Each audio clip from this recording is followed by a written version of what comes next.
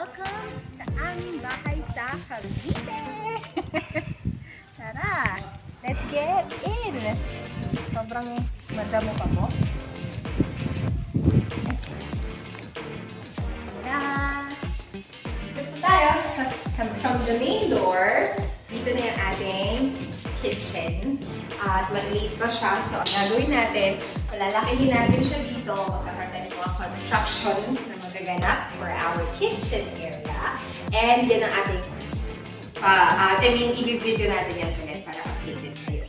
And then, of course, here, ito na ang aming magiging sala. Atin yung mga gamit namin kasi wala pang mga cabinets and tables. So, ito yung magiging sala natin with the TV somewhere here. Ayan. And then we have, meron tayong isang room dito. So, ito. Ayan. Itong room na to, ang magiging room sa baba ni Papa at ng pamangkin kong si Cedric. Ito siya. Maliit lang siya. As you can see, ganyan lang siya, oh.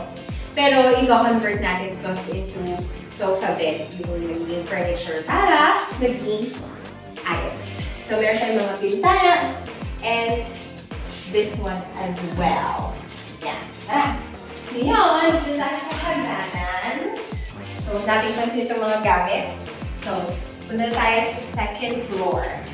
Ang second floor, so ito ang aming nag-iisang restroom. Pasok, love. Yan, pakita mo na yung restroom. Yan. So, for ganyan pa lang siya. So, again, ayan. Ayusin natin yan soon enough. Now, meron tayong 2 bedrooms here at here. So, punta muna tayo sa isang room. Ganyan lang siya. Tada! So, dito, most likely ay kala-atitin. Ayan. Kala-atitin na kanya mga anak. And if you take a look at below, yung mga nalako, ayan. Marami pa kaming space there. Baka i-extend namin tong room para magkaroon kami ng terrace at saka ng parang lanay somewhere. Ayan. Okay? Tapos, dito na yung second room and this will be my room! Ayan.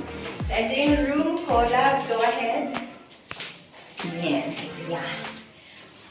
So cool. Meron tayong malalaking bintana over here. Super fresco. And of course, dito na. Ayan na siya. Yan na yung room natin. Yan. So kapag nagawa na siya ng terrace over there, pakita mo ngayon kung saan nilalagay yung terrace. Yan. Ito yung bintana nila, Ate Ting. Ito yung bintana ko. So magkakaroon dito ng area up until dun sa, if you take a look at the gate, yan. Yung lote namin na yan.